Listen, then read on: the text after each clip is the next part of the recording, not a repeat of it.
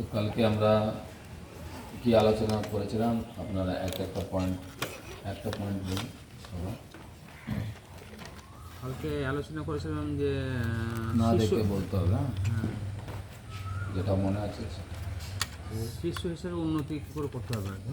ভালো দীক্ষাগুলো পারফেক্টটা ঋত্বিক মতবাদ, হ্যাঁ, তারপরে গুরুতত্ত্ব, গুরুতত্ত্ব,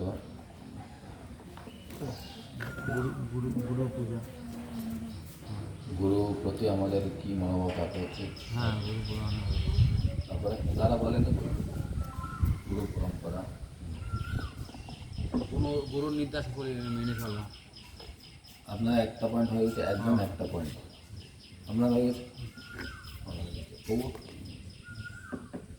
গুরু কোন গুরু করা উচিত, গুরু গুরু কোন কোন গুরুকে বরণ করা উচিত আর কি। কোন গুরু মানে বুঝলাম না। মানে সদ্গুরু আমি সদ্গুরু, হ্যাঁ সদ্গুরু কীভাবে চিনব, ঠিক। তো কোয়ালিটিস অফ গুরুদেব মানে গুরুদেবের গুণ, গুরুদেবের যোগ্যতা, তারপরে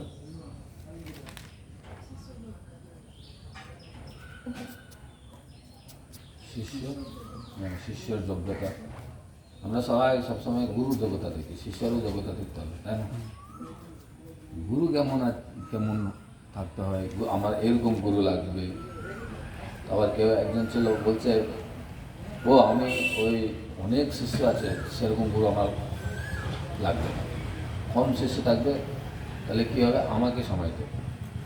এই সকালে আমি এটাই বলছিলাম ক্লাসে, যে সবসময় আমরা চিন্তা করি যে আমি কি পাবো, আমি কি দেবো সেটা চিন্তা করি না, সবসময় আমি কি পাবো। এই যে গুরু গ্রহণ করব, সেখানেও আমারই ওগুলোটাকে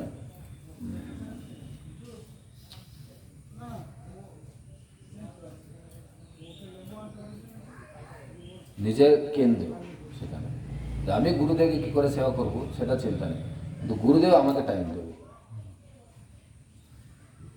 তো এই মনোভাবটা আমার থাকা উচিত। ঠিক আপনি যদি সোর্স লাগান, ভক্তরা আছে, আপনাদেরকে যারা গাইড করছে তারা আছে, বললে গুরুদেবের সঙ্গে আপনার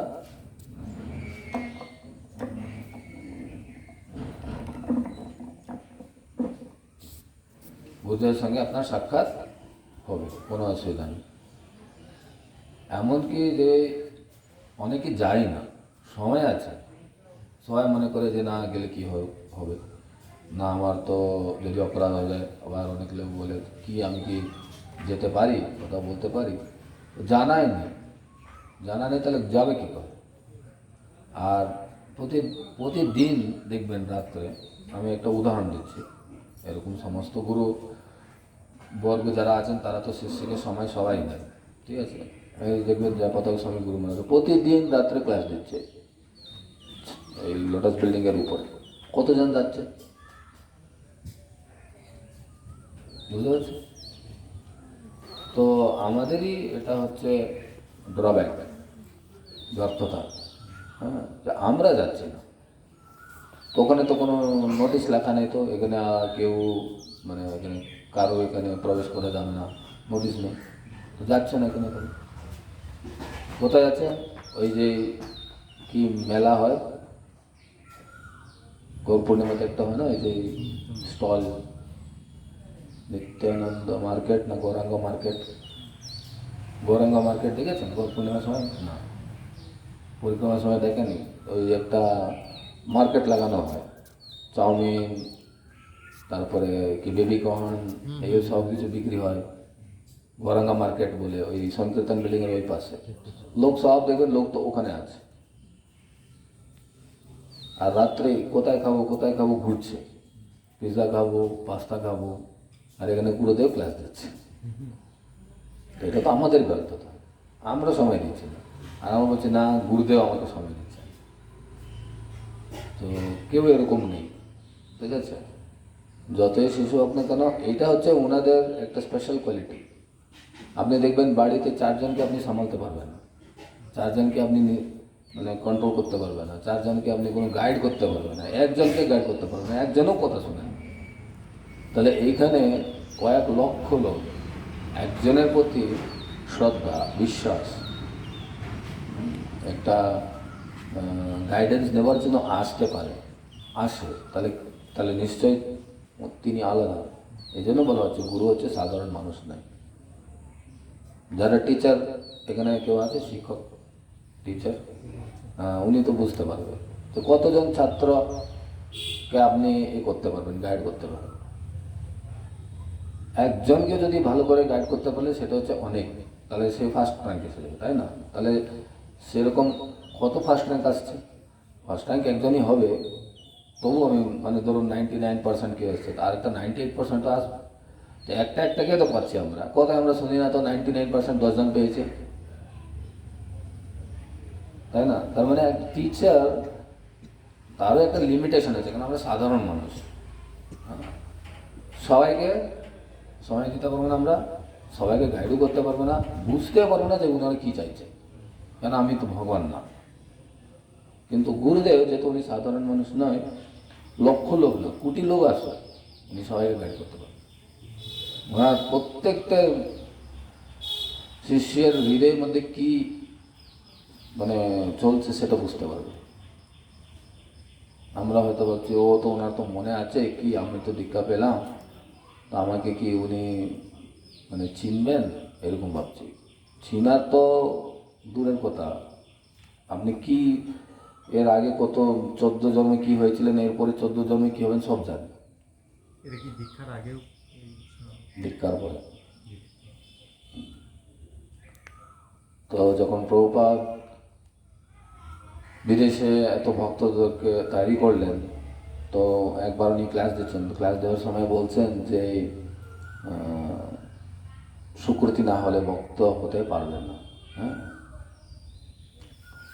তখন ক্লাস তখন শেষ হয়েছে, একজন শিষ্য জিজ্ঞাসা করছেন প্রভুপাদকে, প্রভুপাদ আপনি বলছেন সুকৃতি না হলে তো ভক্ত হতে পারবে না, আমরা কি সুকৃতি করেছি? আমরা মদ খেয়েছি, মাংস খেয়েছি, হ্যাঁ, নেশা করেছি, অবৈধ সম করেছি, আমরা ড্রাগস নিয়েছি, তা আমরা তো জীবনে কোনোদিন তো কিছুই করলাম না তো সুকৃতি, তাহলে কী করে আমরা ভক্ত হলাম প্রভুপাদ? তো প্রভুপাদ বলছেন তোমাদের সুকৃতি আমি বানিয়েছি। কে বলতে পারবে এটা? তোমার সুকৃতি আমি বানিয়েছি, তাই তুমি আজকে ভক্ত। এটা আমরা বলতে পারবো না। যদি কেউ ভক্ত হয়েছে, সে হয়েছে গুরুদেবের কৃপায়, আমরা ছিলাম নিমিত্ত। ঠিক আছে, আমরা মনে করছি আমি প্রভু এত ভক্ত বানিয়েছি, ওই যদি মুখে শুধু বলে ঠিক আছে, কিন্তু মনের মধ্যে যদি এরকম যদি চিন্তাধারণা থাকে হ্যাঁ আমি করেছি, তাহলে তো ওরা ভক্ত হবে, আপনি ভক্ত হবে না, এটা লিখিত রেখে দেবেন। যখন আমার যখন আসবে তখন নিজের জীবন শেষ। এই জন্য প্রভুপাদ দেখবেন ভাগবতমে কত জায়গায় উনি যা কিছু আজকে যে সাফল্য পেয়েছেন সারা বিশ্বের মধ্যে, সেই সাফল্যটা সবসময় উনি অর্পণ করেছেন গুরুদেবকে। উনি কোনোদিন বলেনি যে না আমি করেছি, যদিও দেখতে গেলে উনি করেছেন নিশ্চয়ই কৃপার দ্বারা, কিন্তু করেছেন তো উনি, কিন্তু কোনোদিন উনি বলেন না যা হয়েছে। আর উল্টো বলে যে না তোমরা যুবক যুবতী আমেরিকান, তোমরা আমাকে সাহায্য করেছো, এই জন্য আমি সাফল্য পেয়েছি, আর আমরা যে একটু কিছু একটা করলে বাস শেষ। আমি না তাকে কি হতো, আমি করলাম নাহলে কি করে হতো। যেরকম যদি গৌর না হয়তো তবে কি হয়তো, যদি আমি না হয়তো তবে কি হয়তো, কেমন হরিতাম না। যদি এই জন্য গুরু মহারাজ কি বলছেন, যদি প্রভুপাদ না হয়তো তবে কি হয়তো। উনি বলেন যদি আমি না হয়তো তবে কি হয়তো। কিন্তু আমাদের লেভেলে যখন এসে যাচ্ছে সব শেষ। এবং প্রভুপাদের লেভেল সব ঠিক চলছে, ওনার গুরুদেবের লেভেল সব ঠিক চলছে। হ্যাঁ, প্রভুপাদের নেক্সট লেভেল, প্রভুপাদের শিষ্য তারাও ঠিকঠাক চলছে। এই নেক্সট লেভেল এসে গেল ব্যাস আমি আমি আমি আমি এটা করলাম, ওটা করলাম। এই জন্য যখন গুরুদেবের যখন ব্যাস পূজা হয়, আমাদেরকে বলা হয় না যে আপনারা গুণকীর্তন করুন। গুরুদেবের বা প্রভুপাদের ব্যাস পূজা হয়, তখন প্রভুপাদের গুণকীর্তন করুন। তখন কী করতে হবে, প্রভুপাদ কী করেছেন এই জগতে। গুরু মহারাজ যখন ওনার ব্যাস পূজাতে উনি কী করেছেন, ওনার লীলা মানুষ যেন ওনার প্রতি শ্রদ্ধা আসে এইভাবে গুণকীর্তন করতাম। কিন্তু ম্যাক্সিমাম আমরা কি দেখি, হ্যাঁ আমি 1950-এ আমার যোগাযোগ হলো, তার মানে সবাইকে চিনিয়ে দিল যে আমি 1950-এর সময় থেকে আমি করছি, আপনারা কিন্তু এখন সব নতুন লোক, ঠিক আছে, ইনডাইরেক্ট এটা। আপনাকে বলা হয়নি তো আপনার গুণকীর্তন করতে, বলা হয়েছে গুরুদেবের গুণকীর্তন করতে। তো গুরুদেব থেকে আপনি কী পেয়েছেন সেটা বলো না। 1950 মানে তো এখানে যে আছে সবাই আউট। কিন্তু কৃষ্ণদাস কবিরাজ গোস্বামী কী বলছেন, কৃষ্ণদাস কবিরাজ গোস্বামী বলছেন এখন যারা ভক্ত, আগে যারা ভক্ত তাদের চরণে আমি প্রণাম করছি, এখনও যারা ভক্ত হয়নি তাদের চরণে আমি প্রণাম করছি। তার মানে ধরুন আমাদেরকে বলছে উনি যে এখন তারপরে তো আমরা ভক্ত হতে চেষ্টা করছি, তাহলে উনি বলছেন আমাদেরকে প্রণাম করছে কৃষ্ণদাস কবিরাজ গোস্বামী ভগবানের পার্শ্ব। তাহলে কত দৈন্যতা দরকার, কত ভক্তি বৈষ্ণবের গুণ দরকার ভক্ত হওয়ার জন্য। আর আমরা এই জুনের, এই তো জুনের একটা ছোট শিশু, তাকেও সম্মান করা উচিত। এই ওকে হাঁটি দাও ওখান থেকে, চেঁচামেচি করছে না, এটা করা উচিত। আমরা দেখেছি ও কতবার গুরু মহারাজের ক্লাসে বাচ্চা বাচ্চা এই দিকে কান্নাকাটি করছে, উনি কোনো কিছু ডিস্টার্ব নেই, উনি নিজে মানে যেরকম দিচ্ছে ভাগবত কথা দিয়ে যাচ্ছে, ওইদিকে কেউ মাও করছে বাচ্চাগুলো, আমরা ভাবছি ডিস্টার্ব হয়ে যাচ্ছে গুরুদেবের। তো এটা অডিয়েন্স যারা আছে তাদের চিন্তা করা উচিত, মা বাবার চিন্তা করা উচিত, না ডিস্টারবেন্স হচ্ছে, বাচ্চাকে এখান থেকে সরিয়ে নিয়ে যেতে হবে আমাকে। তারাও অল্প বুদ্ধি, ভাবছে যে না আমি কেন চলে যাবো এখান থেকে, যে ডিস্টারবেন্স হচ্ছে ওটা বুঝতে পারছে না, কিন্তু আমার বাচ্চা এখানে থাকবে না, বাচ্চাকে সেখান থেকে সরিয়ে যাবে। কিন্তু যে বক্তা, আমি ওনার কথা বলছি, তো আমরা কোনোদিন শুনিনি, আমি তো কোনোদিন শুনিনি গুরু মহারাজ বলবে যে না ওনাকে নিয়ে বাইরে যাও। তার মানে কি উনি ওই একটা শিশুকেও সম্মান দিচ্ছে, তার মা বাবাকেও সম্মান দিচ্ছে। ওরা তো এমন না কি মহাভাগবত না পরমহংস যে ওনাকে সম্মান দিতে হবে। তার মানে এটাই বুঝতে হবে যে সদ্গুরু, তার মধ্যে আমরা কি শিখবো, এটাই সবাইকে সম্মান দিতে হবে, কাউকে অপমান করা উচিত না। ভুল হতে পারে তো অপমান করা চলে না। এই যে কেউ প্রসাদ ডিস্ট্রিবিউশন করছে, ওই কিছু একটা প্রসাদ সার্ভিস করছে, কিছু একটা ভুল করলো, যেই প্রসাদ ম্যানেজমেন্ট করছে এখান থেকে ওকে গালাগালি দেবে, এই তুমি সার্ভিস করতে জানো না, তাহলে ছেড়ে দাও, কেন সার্ভিস করছো না। ওকে ডাকবেন, কাছে নিয়ে ডাকবেন, আস্তে আস্তে করে বলবেন, বা অন্য জায়গায় নিয়ে যাবেন, আস্তে আস্তে করে বলবেন, তারপর ভালো করে সার্ভ করবেন। সবাই সামনে যদি অপমান করলেও কী হোক, ওর মনটা খারাপ লাগে, তো তাহলে আপনি ওনাকে কষ্ট দিলেন, কষ্ট তো দিলেন, ওই কষ্টটা আবার আপনাকে আসবে। আপনার উপরে তো কেউ আছে, সবার উপরে কেউ না আছে, কেউ বলতে পারবে না আমার উপরে কেউ নেই, আমিও বলতে পারবো না প্রভু আমার উপরে কেউ নেই, আমি হচ্ছে ছড়ি। যারা গুরুদেব তারাও এরকমই ভাবছে যে না আমার উপরে আমার গুরুদেব আছে, তাহলে আমাকে সেভাবে মাথা নিচু করে চলতে হবে। তো লেসন 3 গুরুতত্ত্ব আর পরম্পরা।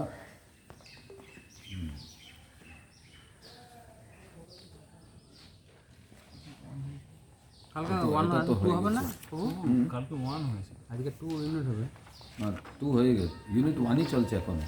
ইউনিট 1 এর 2 হবে, ইউনিট 1-এর মধ্যে 3-4টে ভাগ আছে আর কি। ভাগ আছে। তাহলে ইউনিট 1ই চলছে তো। শিল প্রভুপাদ ইসকন প্রতিষ্ঠাতা আচার্য। আজকে পয়েন্ট না লেখানো দরকার নেই, এগুলো বইয়ের মধ্যে থাকবে। এইখানে আজকে আমরা আলোচনা করবো যে কীভাবে প্রভুপাদ হচ্ছেন প্রতিষ্ঠাতা আচার্য, ওনার কর্তব্য,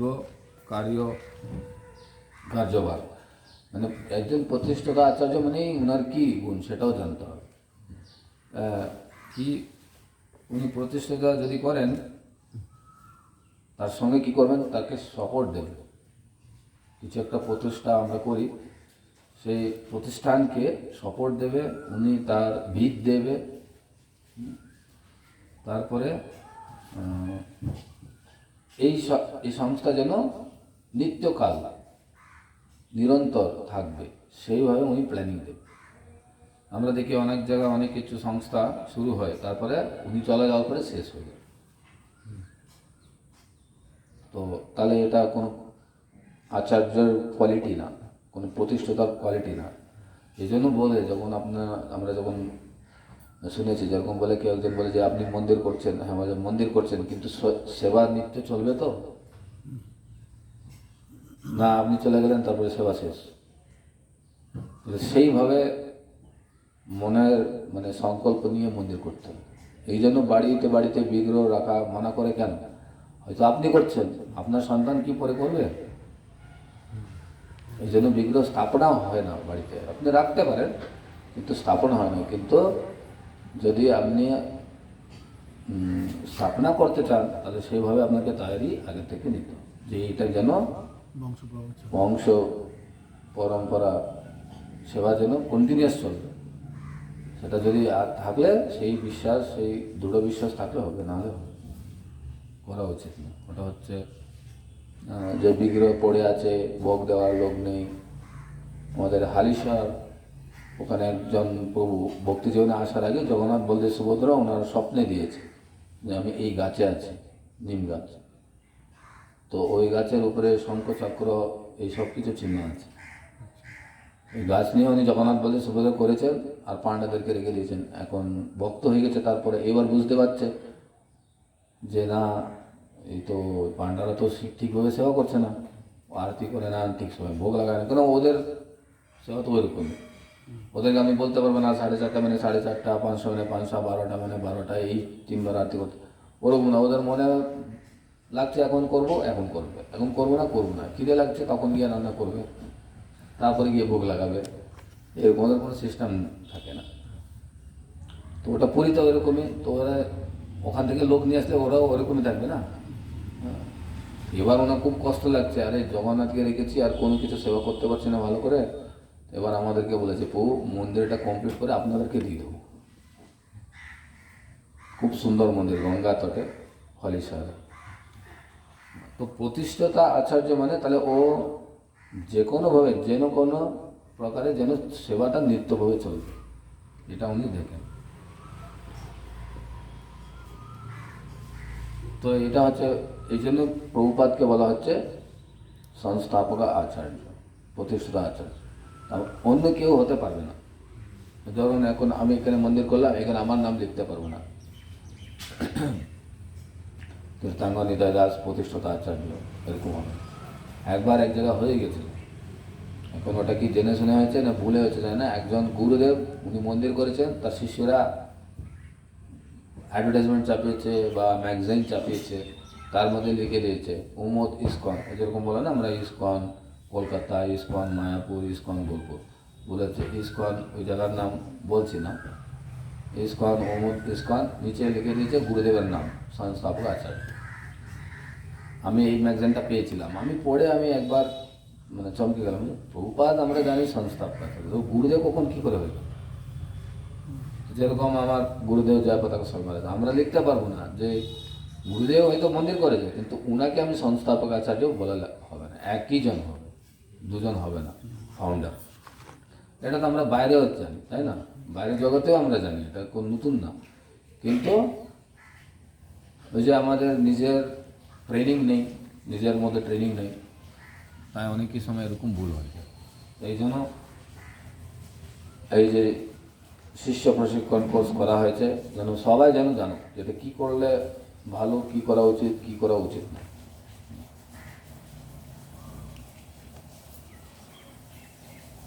তো শিল প্রভুপাদ কীভাবে ইসকনের প্রতিষ্ঠাতা আচার্য রূপে ভূমিকা রেখেছেন,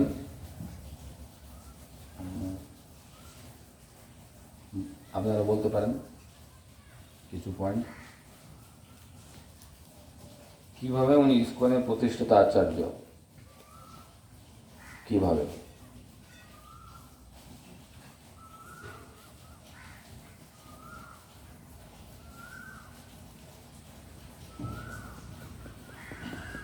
কিভাবে উনি এটাকে রেখেছেন, যে আমরা কি করে বুঝতে পারবো যে উনি প্রতিষ্ঠাতা আচার্য? প্রথমে খুবই সিম্পল সরল, সেটা হচ্ছে যেখানে ইসকনের মন্দির সেখানে এটা উল্লেখ থাকবে। এই যে দেখবেন এই বই প্রিন্ট হয়েছে, ঠিক আছে, এর নিচে দেখুন কি আছে। হুম আপনি যে কোনো বই নেবেন, এই যে দেখুন বই দেখেন, বইয়ের নিচে কি লেখা আছে। লেখা নেই। তার মানে এই যে দেখুন, এই যে বই আছে, এই বইয়ের নিচে দেখুন প্রত্যেকটা জায়গায় এটা লেখা থাকবে। তার মানে কি, তাহলে ভবিষ্যতে যারা আসছে তারাও বুঝবে। না হলে যেমন আস্তে আস্তে ওটা লেখাটা দেখবেন সবাই তো জানে, আরে আমরা তো জানি সবাই, তাহলে লেখার কি দরকার।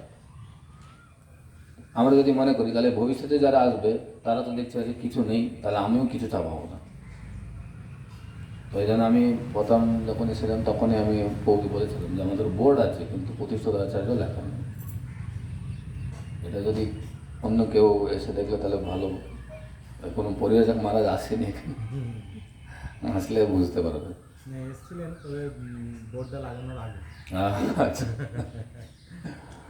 উনি খুবই এটা স্ট্রিক্ট। মায়াপুরে যেখানে দেখবেন যেখানে বোর্ড আছে সেখানে নিচে লেখা আছে।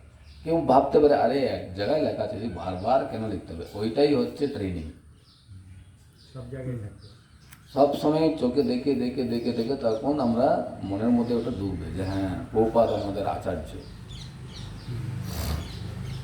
এবং এমনকি যে অন্যান্য সম্প্রদায়, যে শ্রী সম্প্রদায়, কুমার সম্প্রদায়, যেরকম আমরা হরে কৃষ্ণ বলি, তারা আচার্যের নাম উল্লেখ করে ওরা। মানে যেরকম আমাদেরকে প্রভুপাদ এটা শিখিয়েছেন যে তোমরা হরে কৃষ্ণ বলো, যেরকম আমরা একজনকে দেখলে বলে না হরে কৃষ্ণ বলো, তো ওরা হরে কৃষ্ণ তো বলবে, তার সঙ্গে তাদের যে আচার্য তার নাম বলবে। বলে অনেক। তার মানে কতটা গুরুদেবকে বা আচার্যকে স্মরণ করছে, ওটা একটা খুব পাওয়ারফুল জিনিস। এই জন্য প্রভুপাদ দেখবেন ওনার গুরুদেবকে সবসময় স্মরণ করে উনি।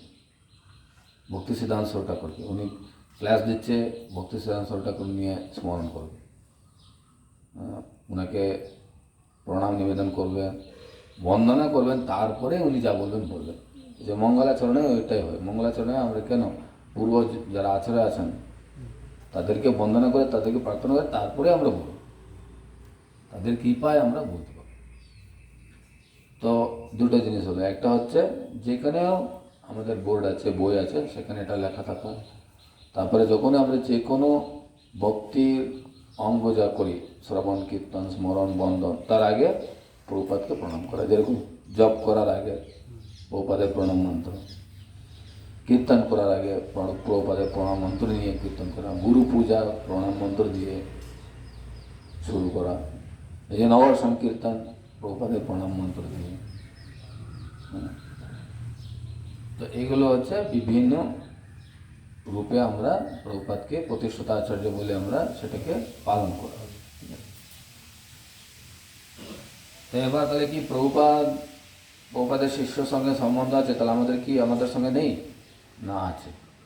প্রত্যেকটা ইসকনের ভক্ত তার সঙ্গে প্রভুপাদের একটা বৈয়ক্তিক সম্বন্ধ আছে, মানে পার্সোনালি। যেরকম আপনি প্রভুপাদকে প্রার্থনা করবেন, প্রভুপাদ আপনার সঙ্গে যেরকম বাবার বাবা, হ্যাঁ, তো আমাদের গুরুদেবের গুরুদেব উনি, সেভাবে উনি আমাদের সঙ্গে কী বলা হয়, রেসিপ্রোকেশন, প্রীতি বিনিময়, হ্যাঁ, আমাদের সঙ্গে উনি করবেন। সেইভাবে আমার সেবার মাধ্যমে, ওনার চিন্তাধারার মাধ্যমে, ওনার প্রচারে সাহায্য করে, বা সাহায্য বলতে গেলে না বলে যদি বলতে পারি আমরা প্রচারের মাধ্যমে ওনার প্রতি আমার সম্বন্ধ স্থাপন করতে পারি। আমরা ওনাকে সবসময় কেন্দ্র করে রাখতাম। তাহলে কি, যেরকম মা সন্তানের সবসময় চিন্তা করে, তাহলে কি সন্তানের সঙ্গে ওনার একটা সম্বন্ধ আছে, তাই না? সম্বন্ধ আছে বলে চিন্তা করছে, না চিন্তা করছে বলে সম্বন্ধ আছে? যারা জাগতিক সম্বন্ধ আছে বলে চিন্তা করে আমরা।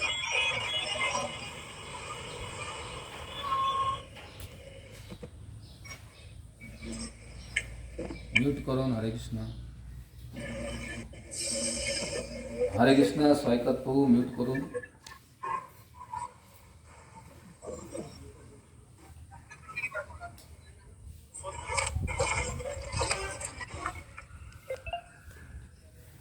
কে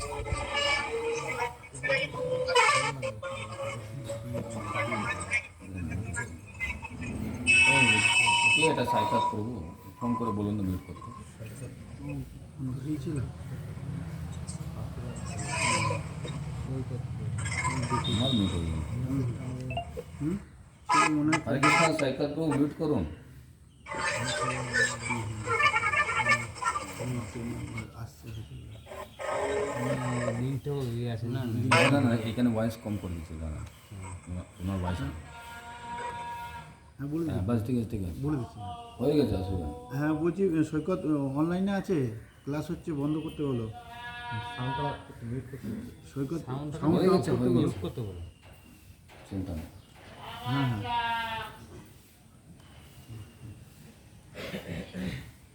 তো যেরকম আমাদেরও যেরকম আমাদের বাবার সঙ্গে যে আমাদের সম্বন্ধ আছে, যারা জগতিক আমি উদাহরণ দিচ্ছি, তো ওনাকে নিয়ে আমরা চিন্তা করি ওনার কি প্রিয় জিনিস, উনি কি করে খুশি হবে, এইটা নিয়ে আমরা চিন্তা করি। কেন? একটা সম্বন্ধ আছে বলে।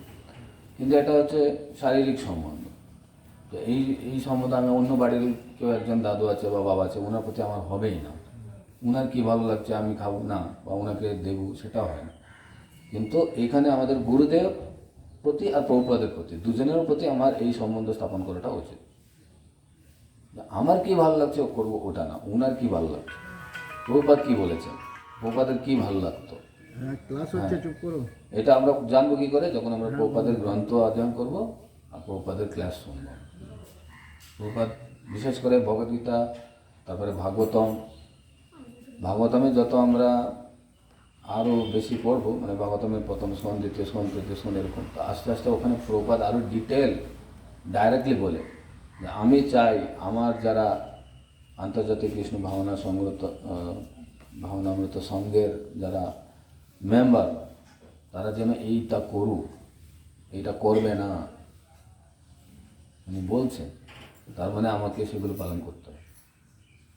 আর যদি উনি বলেছেন আর যদি ওটা পালন যদি না করা হয়, তাহলে ওনার সঙ্গে আমার কোনো সম্বন্ধ থাকবে না। আর ভক্তি জীবনে এইটাই হচ্ছে কি টু সাকসেস, কি সাফল্যের চাবিকাঠি, কি যে সাধু বা মানে আচার্য বা গুরু, তার সঙ্গে আমার সম্বন্ধ স্থাপন করা। এইটা যদি না হয়, ভক্তিতে কোনো কিছু হবে না। তার সম্বন্ধ স্থাপন কী করে হবে? ওনার যে আদেশ সেটা পালন করার মাধ্যমে চেষ্টা করতে হবে। হচ্ছে না একটা জিনিস, কিন্তু চেষ্টা তো করতে হবে। আমি যে না ঠিক আছে হয়ে যাবে, ওটা হবে না। মনের মধ্যে একটা দুঃখ আসতে হবে যে না আমি পারছি না, তখন তারাও বুঝবে হ্যাঁ ঠিক আছে চিন্তা নেই, তোমাকে আমি পাস করব।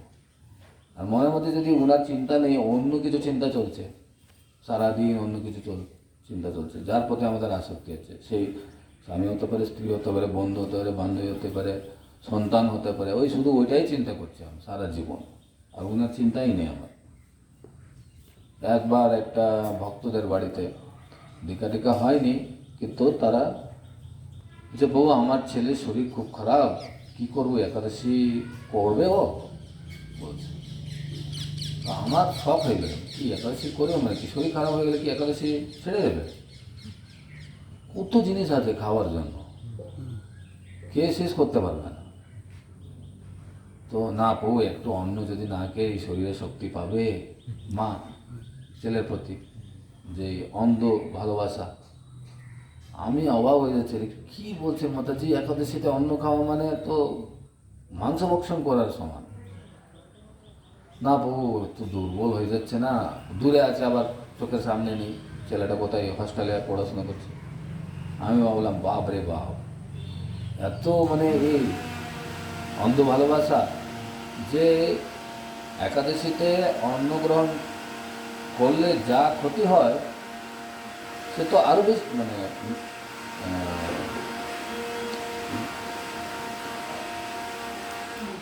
ওর শরীরে দুর্বল হওয়ার থেকে বেশি ক্ষতি হয়। ওর আত্মার যে ক্ষতি হচ্ছে সেটা চিন্তা করছে না, দেহের চিন্তা করছে। আর এমন খাওয়ার জিনিস তো আছে, এমন জিনিস নেই, এটা তো খাবার একটা আসক্তি, যে অন্ন খেতে হবে, অন্ন খেতে হবে, অন্ন খেতে হবে, এটা একটা আসক্তি। এটা এই 2 দিন আগে ফোন করেছে একজন, বলছে আমার মেয়ে শরীর খারাপ হয়ে গেছে। বলে কী হয়েছে? 2 দিন থেকে ও ভাত খায়নি।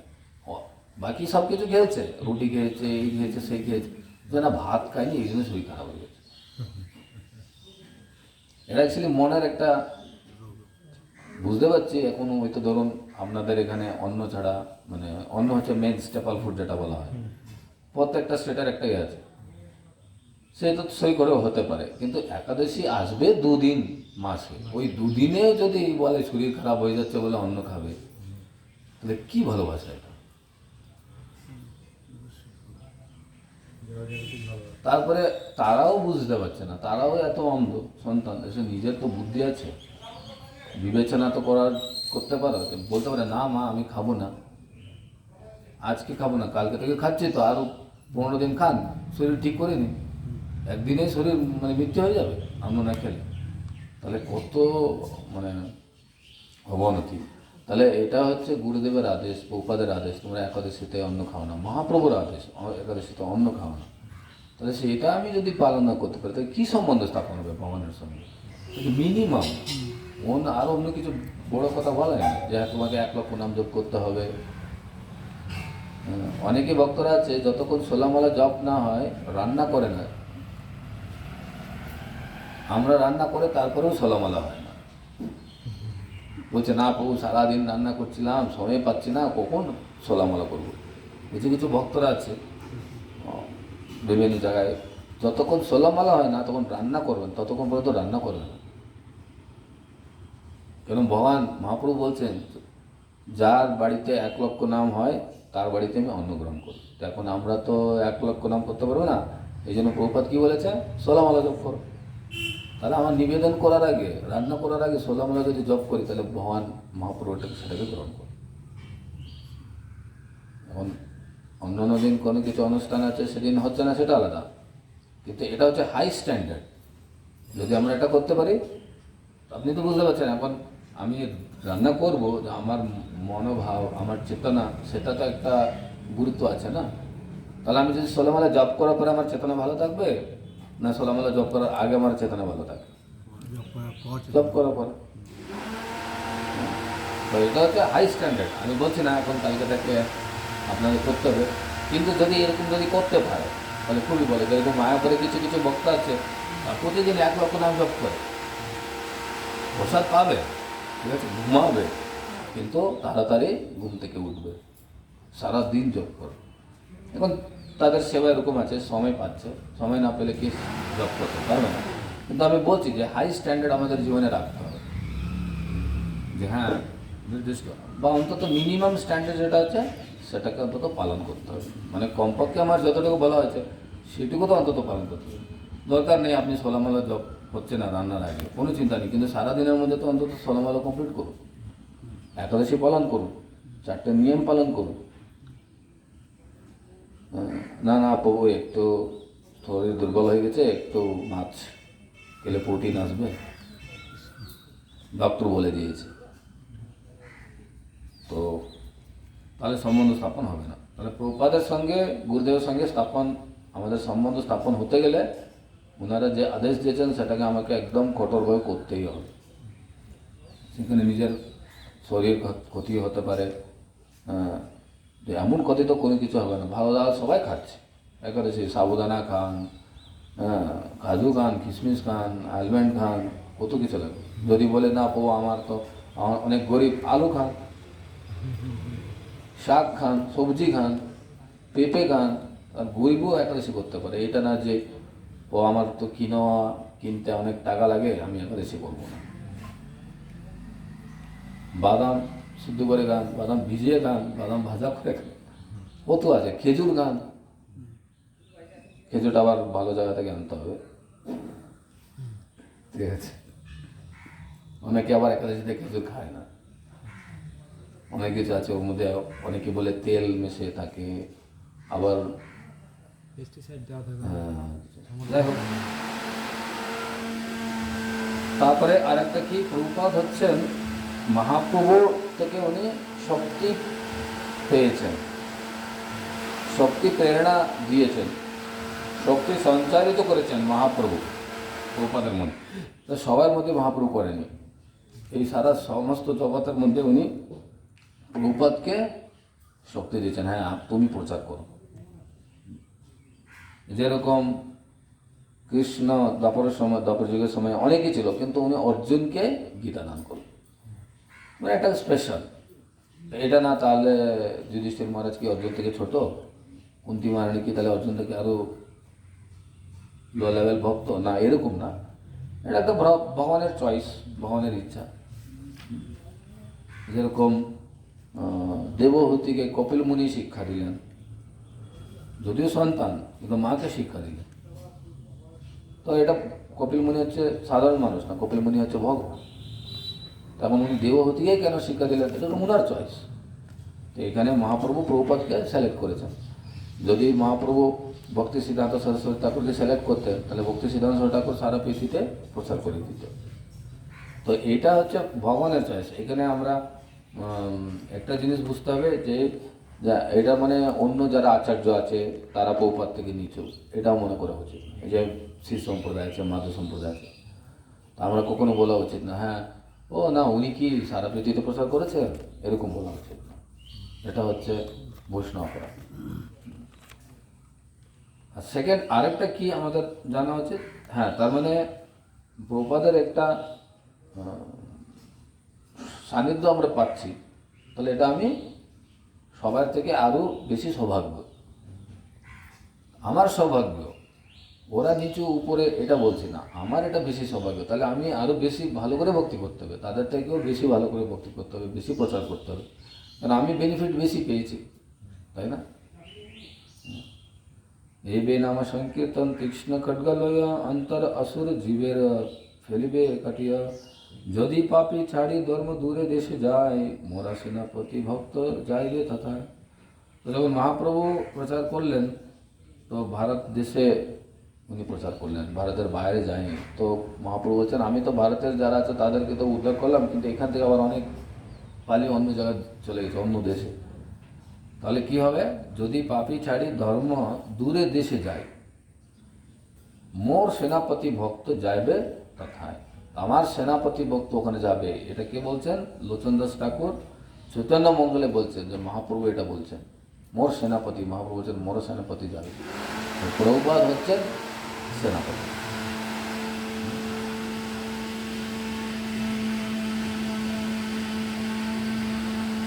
তো আমরা যে চারটে নিয়ম পালন করা, সোলামালা জপ করা, প্রভুপাদের এই যে নিয়মাবলী যা আছে এগুলো যদি পালন করি আমরা, তাহলে ভবিষ্যতেও প্রভুপাদকে আমরা ধরে রাখতে পারবো ইস্কনের মধ্যে। তো এইগুলো যদি আমরা আস্তে আস্তে আস্তে আস্তে কিছু না কিছু জিনিস ডিলিট করে দিই আমরা, হ্যাঁ এখনই আমরা অনেক কিছু করতে পারছি।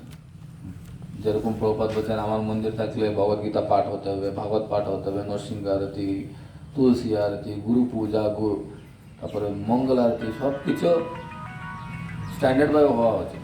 এখনই হচ্ছে না, খুবই টাফ। লোক নেই, লোক থাকলে এটা নেই, এটা থাকলে ওইটা নেই। তো আমাদের সবসময় এটা রাখতে হবে, হ্যাঁ ঠিক আছে আমরা একদিন এটা স্ট্যান্ডার্ডে আনতে হবে, না হলে যা হচ্ছিল সেটা আমি কিছু মাইনাস করলাম, তাহলে এর পরিবর্তে যারা আসবে আরও মাইনাস করবে, আরও ডিলিট করবে, আরও ডিলিট করতে করতে করতে শেষে দেখা হবে কী হয়ে গেল, সহজে হয়ে যাবে, হয়ে যাচ্ছে ওটা। অনেকেই আছে ইস্কনের দীক্ষা নিয়ে সহজই হয়ে যাচ্ছে, এখন বাইরের দীক্ষা নিয়ে সহজে হয়ে যায়, সহজে গুরুর কাছে দীক্ষা নিলে সহজে হয়। এরকম অনেকে আছে এখন ইস্কনের দীক্ষা নিয়ে সহজে হয়ে যাচ্ছে, কেন? তো ভাবছি না এই নিয়মগুলো এটা খুব একটা ইম্পর্টেন্ট না। আপনি কৃষ্ণের প্রতি যদি ভালোবাসা থাকে ওইটাই ইম্পর্টেন্ট, তাহলে চাও খান, হচ্ছে চা খাচ্ছে, কেউ কেউ ভক্ত বলছে না ও এটা এমন কোনো কিছু না, আমি ভগবানের সঙ্গে আমার ভালোবাসা আছে, এটাই হচ্ছে মেন। হ্যাঁ ওইটাই বাবা, তোমার ভালোবাসা দেখাতে গেলে ওই চাটা ছাড়তে হবে। চা এই বলে না প্রভুপাদ, তুমি চাকে ভালোবাসবে না আমাকে ভালোবাসবে, এটা একটা এমনি অজুহাত, ঠিক আছে? প্রভুপাদের বিয়ে করেছে সে স্ত্রী কি সামান্য থাকতে পারে কেউ? সে নিশ্চয়ই একজন অসাধারণ অনেক শুদ্ধ ভক্ত, কিন্তু এটা একটা লীলা, এই যেরকম হিরণ্যকশিপুর বধ করলেন, হিরণ্যকশিপু তো জয় বিজয়, ভগবানেরই ভক্ত। আমরা বলি হ্যাঁ ও তো অসুর, ও অসুর না আমি অসুর। আসল হচ্ছে আমি হিরণ্যকশিপু, কিন্তু ভগবান আমাদেরকে দেখাতে একটা অজুহাতে। তো প্রপাত কি বলেন, আমাকে চাও না, তুমি চাও কে চাও? তো বলে চাকে চাই। তো ঠিক আছে থাক, আমি বাড়ি ছেড়ে গেলাম, বাড়ি ছেড়ে চলো। ভগবান এরকমই বলবে, আমাদের যে আসক্তি সেই জিনিসই ভগবান টাইট দেবে। তোমার ওইটা চাও না আমাকে চাও। আমরা যদি বলি না আমার এটাই চাই, কিন্তু থাক, তাহলে চললাম। এই জন্য আমি বললাম ভগবানকে পাওয়া খুবই কষ্ট, সহজ না। এই যে নাম অপরাধ, আমরা যদি বলি প্রভু নাম করলে ভগবানকে, না নাম করলে ভগবানকে পাওয়া যাবে, নাম করবেন, নামের সঙ্গে কী লেখা আছে? অপরাধ বিনা নাম, শুদ্ধ নাম করলে ভগবানকে পাবেন। তাহলে আর কত কোটি জন্ম লাগবে বলুন শুদ্ধ নাম করতে? তাহলে আমার ইজি ওয়ে কি, সরল পন্থা কি, আমি গুরুদেবের আদেশ পালন করব, প্রভুপাদের আদেশ পালন করব। আমরা এইটা যখন করব, তখন আমরা কি পারছি না সেটা ভগবান দেখবে, মানে ছেড়ে দেবে ওটা। কী পারছি আমরা সেটাকে ধরে রাখবো। কিন্তু আমার প্রভুপাদের প্রতি, গুরুদেবের প্রতি চিন্তা নেই, ভাবনা নেই, সম্বন্ধ নেই। এই যে দেখবেন বাড়িতে আপনাদের ঠাকুরদা, দিদা, দিদু আসলে কেমন লাগে? বাবার মা থেকে বেশি ভালো লাগে না? এই ঠাকুরদা এসছে বা দিদা এসছে, দাদু এসছে, ছুটে যায় না? তো বাড়িতে বাবা আছে, বাবা থেকে তো বেশি ভালোবাসে দাদু, তাই না? তার মানে এইটা হচ্ছে আমাদের মানে ভালোবাসা। যে আমি প্রভুপাদের ক্লাস, হ্যাঁ প্রভুপাদের ক্লাস শুনতে আমার ভালো লাগছে, এই ভালো লাগা, এই আসক্তি, প্রভুপাদের প্রতি আসক্তি, গুরুদেবের প্রতি আসক্তি, এটা যখন হয়ে যাবে, আর বাকি কিছু হচ্ছে না সেটা ওনারা দেবে। এই জন্য বলা যায় না লবমাত্র সাধু সঙ্গ সর্বসিদ্ধি হয়। কেন? ওই যে সাধু সঙ্গ মানে শুধু ওনার কাছে গিয়ে ফটো তোলা না। হ্যাঁ গুরুদেব সেলফি, এবং গুরুদেবের কাছে গিয়ে সেলফি নিচ্ছে, এমন অবস্থা। মানে ওনার সঙ্গে আমার ছবি নিয়েছি, ওইটা আমি ফেসবুকে দিয়ে দেবো, তাহলে সবাই বুঝবে যে আমি কত বড় মহান ভক্ত। গুরুদেব মহান ভক্ত না আমি মহান ভক্ত। এই জন্য নিজের প্রচার করলে হবে না, প্রভুপাদের প্রচার করতে হবে, গুরুদেবের প্রচার করতে হবে। যে ভক্ত আসছে তাকে তাদের কথা শোনাতে হবে, তাদের লীলা শোনাতে হবে। কত আছে ভগবানের লীলা আছে, কত প্রভুপাদের লীলা আছে, কত গুরুদেবের লীলা আছে, সেটা শোনা। আমি এইটা করলাম, আমি ওইটা করলাম, ওখানে ছিলাম, আমি এইটা খাটলাম, ওইটা ঘাস কাটলাম, শুধু নিজের গুণে কীর্তন। এই জন্য প্রভুপাদের সঙ্গে আমাদের একটা বিশেষ একটা সম্বন্ধ স্থাপন করা উচিত। কেন? উনি আমাদেরকে যদি রক্ষা করেন, উনি আমাদেরকে যদি আশ্রয় দেন, তাহলে আমাদের এই জগতে আর মানে কোনো ভয় থাকবে না।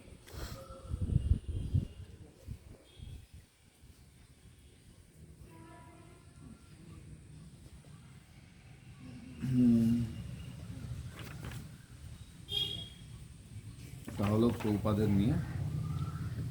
তো শাস্ত্রে প্রমাণ আছে যে মহাপ্রভুর শক্তি প্রেরিত হচ্ছেন প্রভুপাদ।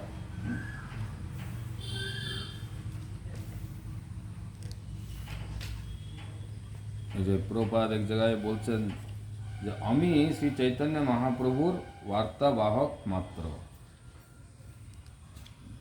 তো এই ভাবনাটা যেরকম ওনার মধ্যে আছে, সেরকম আমাদের মধ্যে এরকম থাকে কি, আমরা শুধু গুরুদেব বা প্রভুপাদের বার্তাবাহক।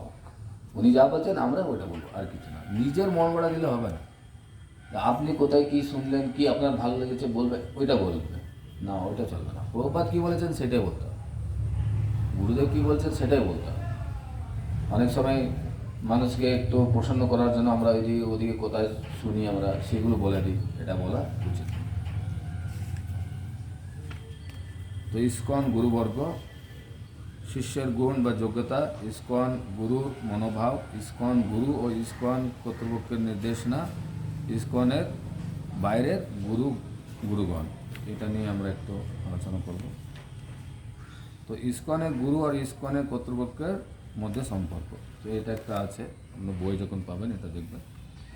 প্রথমে হচ্ছে শিল প্রভুপাদ, তো শিল প্রভুপাদের পরে জিবিসি,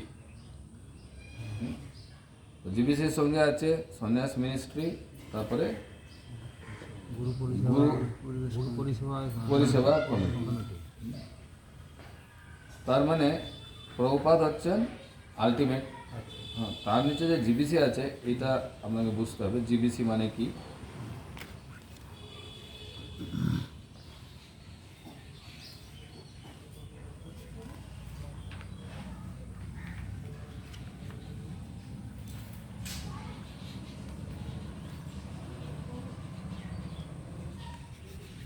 জিবিসি মানে গভর্নিং বডি কমিশন, এটা মনে রাখতে হবে, গভর্নিং বডি কমিশন, ওটা লিখে রাখো। কমিশন। হ্যাঁ, গভর্নিং বডি কমিশন।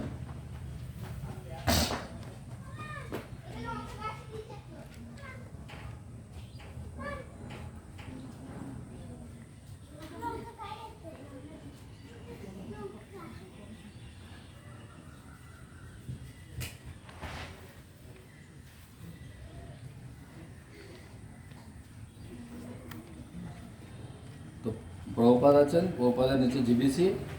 তাহলে জিবিসি যেটা নির্ধার করবে, প্রভুপাদ যেটা বলেছে সেটাই জিবিসি নির্ধার করে, ঠিক আছে।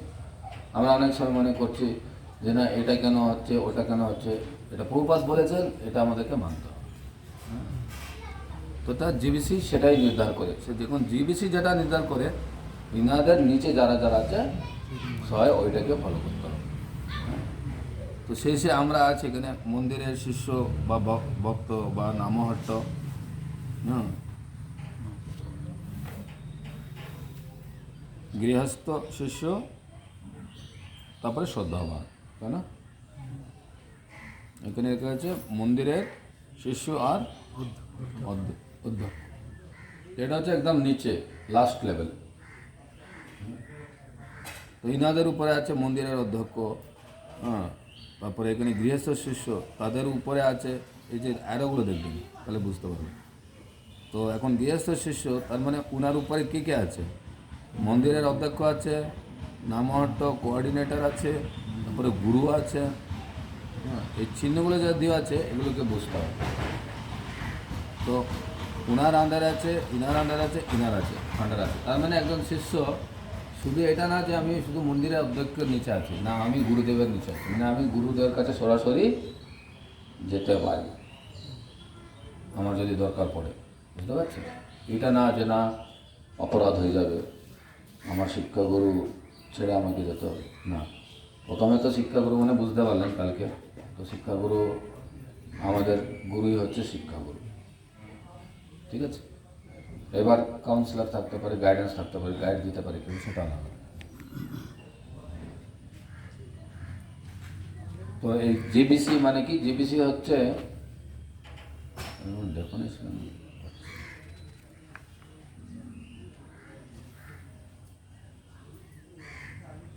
জিবিসির কার্যাবলী কী?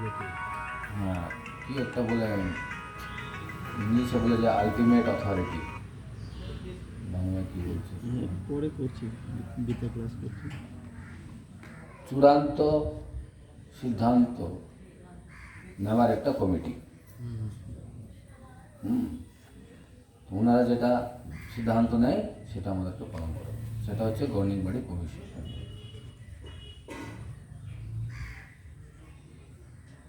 তো স্থানীয় ইস্কন কর্তৃপক্ষের নির্দেশনা ও নিজের গুরুদেবের নির্দেশনা পরম্পরা ভিন্ন হওয়ার কারণে, এটা দেখো কী লেখা থাকে, আমার একটু পড়তে হবে, ওটা বলো, জোরে বলো। স্থানীয় ইসকন কর্তৃপক্ষের নির্দেশনা ও নিজের গুরুদেবের নির্দেশনা পরস্পর ভিন্ন হওয়ার কারণে সৃষ্ট পরিস্থিতি মোকাবেলার অযথার্থ পন্থা। তারপরে নেক্সট, স্থানীয় ইসকন কর্তৃপক্ষের নির্দেশনা ও নিজের গুরুদেবের নির্দেশনা পরস্পর ভিন্ন হওয়ার কারণে সৃষ্ট পরিস্থিতির মোকাবেলায় যথার্থ পন্থা। মানে এটা অ্যাকচুয়ালি একটা আপনার অ্যাসাইনমেন্ট, একটা দলগত যে অনুশীলন, তো আমরা এখন ওটা করছি না। তার মানে যে নির্দেশনা দিয়েছে সেটা আমরা পালন করব, আর যে নির্দেশনা দিয়েছে সেটা আমরা ঠিক করে পালন করছি না, তাহলে তার কি ফল হবে সেটা আমাদেরকে জানতে হবে। যে আস্তে আস্তে আমি যেটা আগে বললাম যে আমাদেরকে যে নির্দেশনাগুলো দেওয়া আছে সেগুলো আমরা যেন আস্তে আস্তে পালন করতে সক্ষম হওয়া উচিত। যেরকম প্রতিদিন গুরু পূজা প্রত্যেকটা শিষ্যের কম্পালসারি, এটা ধরুন হয়তো মন্দিরে হচ্ছে না তো বাড়িতে কিন্তু করতে হবে। মন্দিরে হবে, লোক কম, 2-3 জন আছে, সেই সবাই সব কিছু করতে করতে হয় না। যত লোক বেঁচে থাকে তত সেবাটা ভালো করে হতে পারে। এই দেখবেন মন্দির আমাদের মায়াপুরে শুধু ওই অল্টারে সেবা করতে একটা বিগ্রহ সাজানোর জন্য একজন ভক্ত, পঞ্চতত্ত্ব সাজানোর জন্য 5 জন যাবে ভিতরে, নাহলে তো হবে না। যদি একা যদি যায় তো বাস জীবন শেষ হয়ে যাবে, সারাদিন ওখানে পড়ে থাকবে, অল্টার খুলবেই না। দেখতে কিছু মনে হয় না, এই যে কি একটা মালা, 3টে মালা দিয়েছে, একটা ড্রেস পরিয়ে দিচ্ছে, পুঁতি মালা লাগিয়ে দিতে পারছে না। আপনি যান বুঝতে পারেন, যারা সেবা করে তারা জানে। এই যে রান্না, মায়েরা রান্না করে কতক্ষণ রান্না করে থাকে, কিন্তু যে এসে খায় 3 মিনিটে শেষ, আর 2 সেকেন্ডে রেজাল্ট দিয়ে দেবে বাজে হয়েছে। 3 ঘন্টা খেটেছে, 3 সেকেন্ডে রেজাল্ট।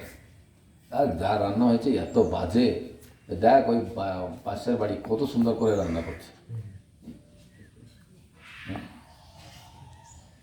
তো ইসকনের বাইরের গুরুগণ, ঠিক আছে। তো যারা বাইরে যেরকম বিভিন্ন সম্প্রদায়ের গুরুদেব আছেন তাদেরকে আমরা সম্মান করা উচিত, তাদেরকে কোনো অসম্মান করা উচিত না। যারা ভক্ত আছে তাদেরকেও ধরুন কেউ বলছে যে হ্যাঁ আমি গৌড়ীয় মঠে দীক্ষা নেব, আমি বলি হ্যাঁ ঠিক আছে, না অসুবিধা নেই, এটাই বলা উচিত। আমাদের এটা বলা উচিত না যে না না গৌড়ীয় মঠটা খারাপ, ওরা প্রচার করে না, আমরাই প্রচার করি, বহুপাত ওদেরকে পছন্দ করে না। এইসব হচ্ছে ইম্যাচিওর, মানে মানে কি ভক্তিতে পক্ক হয়নি, পক্কা বলতে হবে। হ্যাঁ, যেরকম ফল কি বলে, কাঁচা আম আছে আর পাকা, হ্যাঁ, ভক্তিতে পাকা হয়। ভক্তিতে পাকা মানে কি, আমাকে বুঝতে হবে আর একটা পাকা না, বেশি পেকে গেছে বলে না, ওই পাকা না। হ্যাঁ, সেই বুঝতে হবে যে না, গৌড়ীয় মঠটা একটা সম্প্রদায়। এই জন্য বললাম যে আমার গুরুদেবী গুরু, আমার ইস্কন, আর সবাই তো যাবে নরকে, এরকম যদি মনে করেন তাহলে কিন্তু এটা ভুল। আমি যদি কেউ গৌড়ীয় মঠের দিকে নেই অসুবিধা। আমি একজনকে গাইড করছিলাম প্রায় যায় না 10-11 বছর, আরেকজনকে গাইড করছিলাম 17 বছর। সে বললে আমি ওখানে দীক্ষা নেবো, এখানে দীক্ষা নেব, কিন্তু ওইটা যদি অপসম্প্রদায় হয় তাহলে ওদেরকে আমরা বলতে পারি না, এই যে ধরুন অন্যান্য সংস্থাগুলো আছে, এই মিশন, সেই বাবা, সেই ঠাকুর, এগুলো ওখানে যদি দীক্ষা নিতে চাও বলতে হবে না বাবা এটা তো কোনো পরম্পরা না, তোমার নিয়ে তো কোনো লাভ নেই। কিন্তু যদি কোনো পরম্পরা আছে, আমাদের কল্যাণীতে একটা গৃহস্থ বাড়িতে আমরা গেছিলাম, তারা সেই সম্প্রদায় দীক্ষিত, বাঙালি কিন্তু সেই সম্প্রদায় দীক্ষিত। গুরুদেব ওনার বাড়িতে এসেছেন, ওনাকে দীক্ষা দিয়েছেন, ভালো। সেখানে গিয়ে আমরা বলা হচ্ছে না এই তো মহাপ্রভু সম্প্রদায় না, আপনি কৃষ্ণপ্রেম পাবেন না। আরে আমি নিজে পাবো না, ঠিক নেই। তো এটা হচ্ছে ইসকনের বাইরের গুরু। আর যখন আমরা ইসকনের পরম্পরার মধ্যে যখন দীক্ষা নিচ্ছি, কিন্তু আমার শ্রবণ এখান থেকেই করতে হবে। হয়তো কখন আপনি কোথায় যাচ্ছেন, কোথায় হয়তো আপনার বন্ধু কোথায় নিয়ে গেছে, বা আপনি কোথায় ঘুরতে গেছেন, সেখানে কেউ সাধু বা গুরু কেউ ক্লাস দিচ্ছে, সেখানে আপনি গেলেন, সেটা আমি কালকেও বললাম যে এটা মনে করা উচিত না, না না না এটা আমি শুনবো না, এটা শুনবো না, না আপনি শুনতে পারেন সম্প্রদায়ের মধ্যে থাকলে। এই যেরকম আমরা বৃন্দাবনে যাই, বৃন্দাবনে কুমার সম্প্রদায় আছে, নিম্বার্ক সম্প্রদায় আছে, নিম্বার্কাচার্য, তো ওনারা হয়তো ওখানে ভাগবত কথা দিচ্ছেন, আপনার সময় থাকলে বা আপনি বসে শুনবেন, ঠিক আছে, কিন্তু আপনার যে জীবনে যে প্রয়োগ করাটা, সেটা আপনাকে নিজের যে পরম্পরায় দীক্ষিত আমরা সেটাই প্রয়োগ করতে হবে। এই যে ওইখানে গিয়ে ক্লাস শুনলাম, তাহলে ওরা একটা আলাদা তিলক লাগে, তাহলে আমি ওইরকম তিলক লাগাবো। তাহলে যেখানে যেখানে শুনবেন সেরকম তিলক লাগাবেন। হুম। এই জন্য এই যে তিলক কেন, আমাদের একটা বেশভূষণ কেন, এটা পার্থক্য বোঝানো যায় যে হ্যাঁ আমি এই সম্প্রদায়ে দীক্ষিত, আমি এই সম্প্রদায়ে দীক্ষিত। শ্রী বৈষ্ণব তাদের দেখবেন তিলক সাদা এরকম আছে, তারপর মাঝখানে একটা লাল থাকে। আমি এখন ওখানে গিয়ে শ্রবণ করলাম, হ্যাঁ ভালো লাগছে, তাহলে আমি কি শ্রী বৈষ্ণব তিলক লাগাবো না। কিন্তু মন থেকে সম্মান করব, অপমান করব না, অবহেলন করব না, ঠিক আছে। কিন্তু আমার যে দৈনন্দিন যে প্রতিদিন যে রেগুলার যে শ্রবণ করব, সেটা আমাকে গুরুদেব থেকে শ্রবণ করতে হবে, প্রভুপাদের থেকে শ্রবণ করতে হবে। এই দুজন থেকে শ্রবণ করা প্রতিদিন রেগুলারলি, এটা হচ্ছে বেসিক। এরপরে আপনি অন্য যদি ক্লাসটা শুনতে চান, অন্য ভক্তরা ইস্কনের মধ্যে অন্য ভক্ত হতে পারে, অন্য গুরু হতে পারে, সেটা শুনতে পারেন, ওটা কিন্তু পরে। বুঝতে পারছেন?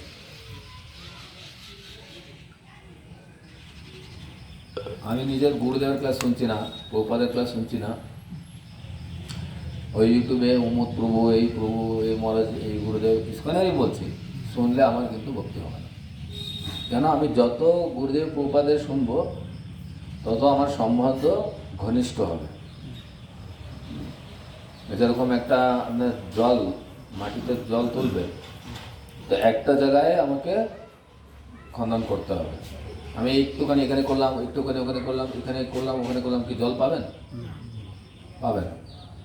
তেমনি আমার শ্রবণটা হচ্ছে মেইন ভক্তি জীবনে প্রথম ধাপ, প্রথম স্টেপ হচ্ছে শ্রবণ। ওই শ্রবণটাই যদি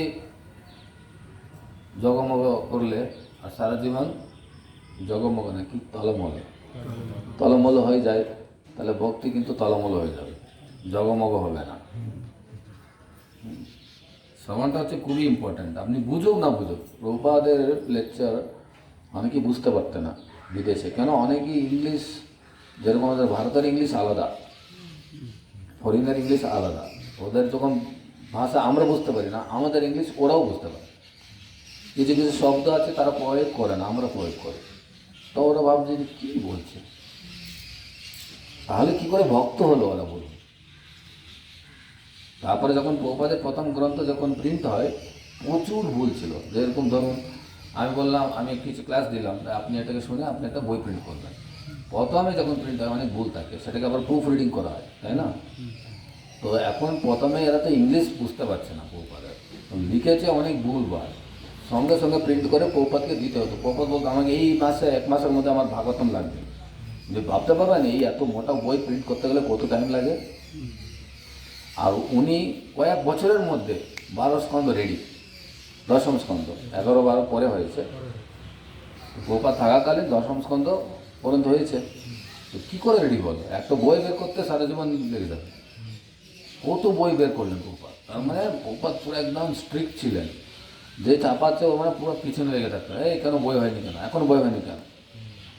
ও এত হুটপাটের মধ্যে এত সুন্দর করে বই বের হবে না, অনেক ভুল পাচ্ছে। অনেক জায়গায় লেখা আছে কৃষ্ণের ভক্তি করলে আপনি নরকে যাবেন।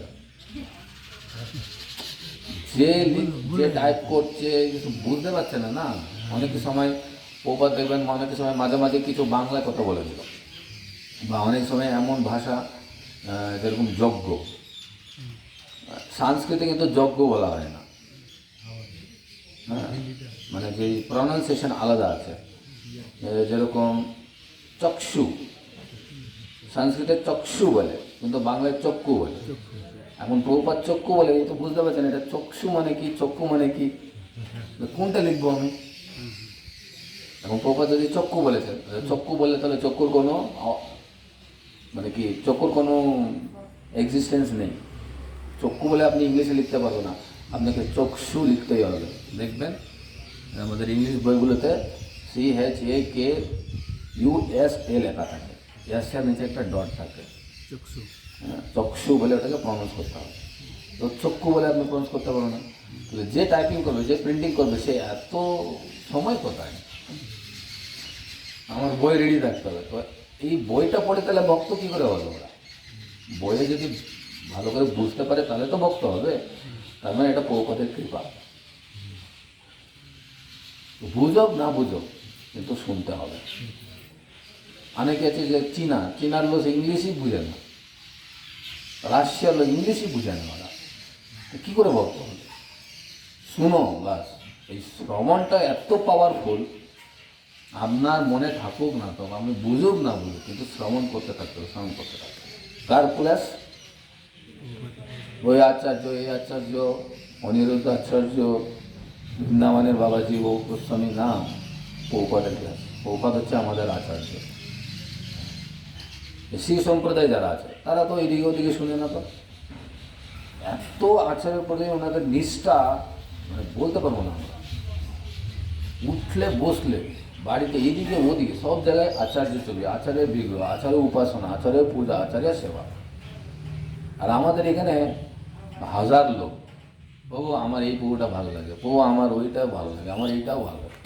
ভালো মানে একটাই লাগতে হবে, তাই না? কত লোককে ভালোবাসবেন?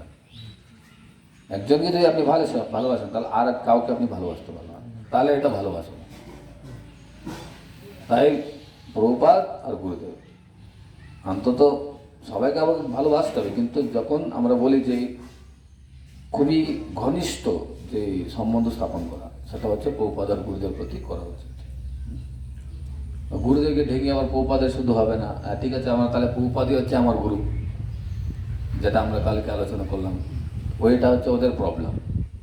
ঋত্বিক যে এত ভালোবাসা হয়েছে, নিজের গুরুদেবকে ত্যাগ করে দিয়েছে। এটা হচ্ছে অতিভক্তি চোরের লক্ষ্য। প্রভুপাদ নিজে বলছে যে আমার শিষ্য গুরু হবে, আর যে প্রভুপাদের শিষ্যের শিষ্য বা প্রভুপাদের শিষ্য তারা বলছে না, আপনি আমার শিষ্য, আপনি আমার গুরু।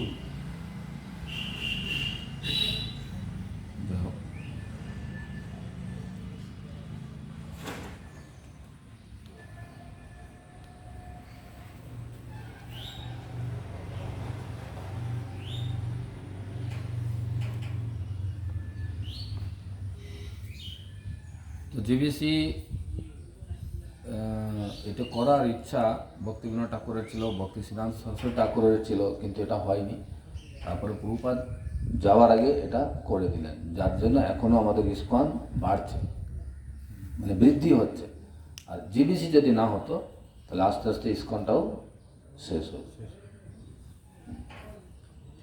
কেন একজনকে যদি দিয়ে দেয় একটা সংস্থাকে, সে যদি না ভালো করে এটাকে তুলতে না পারে, তাহলে কী হলো, ও যখন চলে যাবে সব কিছু চলে যাবে।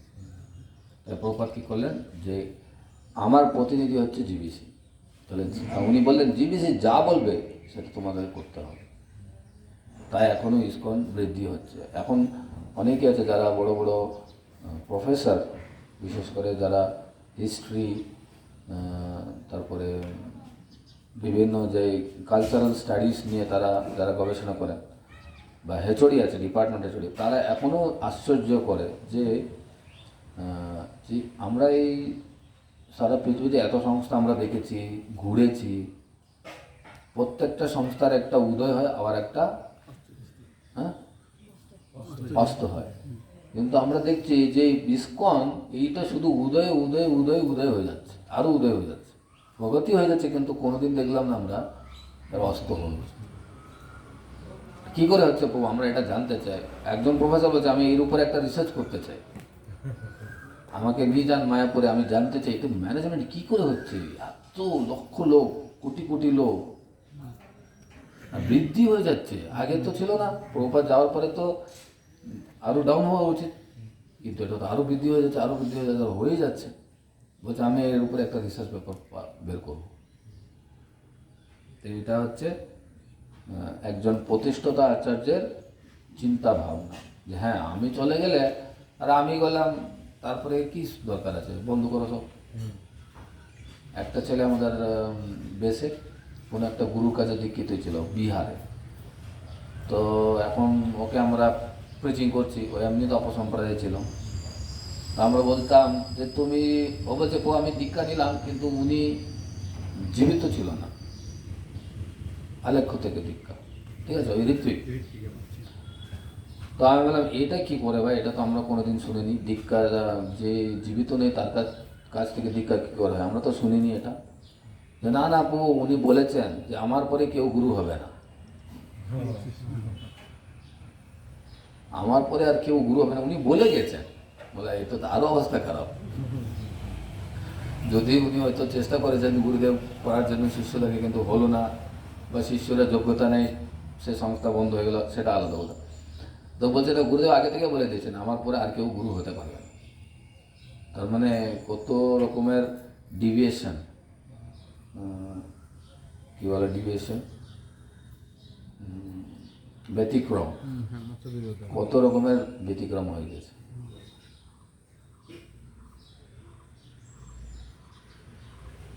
তো অনেকে বলে যে না আমি প্রভুপাদকে ফলো করবো, এই জিবিসি টিবিসি যা বলে আমি ফলো করবো না, তার মানে ও প্রভুপাদকে ফলো করছে। প্রভুপাদ এটা বলছে যে তোমরা যদি বলো যে তুমি আমাকে ফলো করবে কিন্তু জিবিসিকে ফলো করবে না, অথরিটিকে ফলো করবে না, তাহলে তুমি আমাকে ফলো করছো না। এই যে ঋত্বিক এখন যেটা হচ্ছে, তো পদ্মশ্রী অ্যাওয়ার্ড পেয়ে গেল, সারা বিশ্ববিখ্যাত হয়ে গেল, সারা গোটা পৃথিবীর যত হাই প্রোফাইল লোক ওর চরণে গিয়ে প্রণাম করে, কিন্তু ও প্রভুপাদকে পাবে না, কেন প্রভুপাদ যে আদেশ দিয়েছে সেটা করছেন।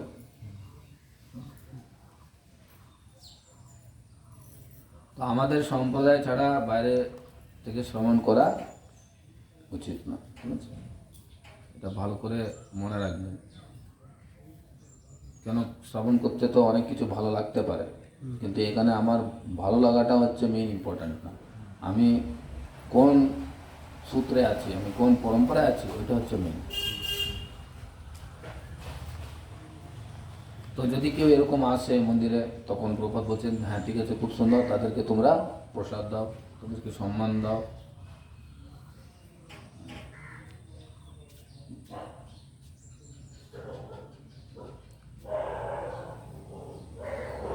আর যদি তারা প্রভুপাদকেও নিন্দা করে, তাহলে তার কাছ থেকে শ্রবণ করা উচিত না। যদি কেউ জিবিসিকে নিন্দা করছে, ইসকনের মধ্যে আছে কিন্তু জিবিসিকে নিন্দা করছে, বা জিবিসিকে ফলো করছে না, অনুসরণ করছে না, তাহলে তাদের কাছে আমার শ্রবণ করা উচিত না। আপনার ইউনিট 1 কমপ্লিট। ইউনিট 2 গুরু পাদাশ্রয়, গুরুকে চয়ন করা, তারপরে দীক্ষার সময় শপথ। প্রথম হচ্ছে গুরু পাদাশ্রয়।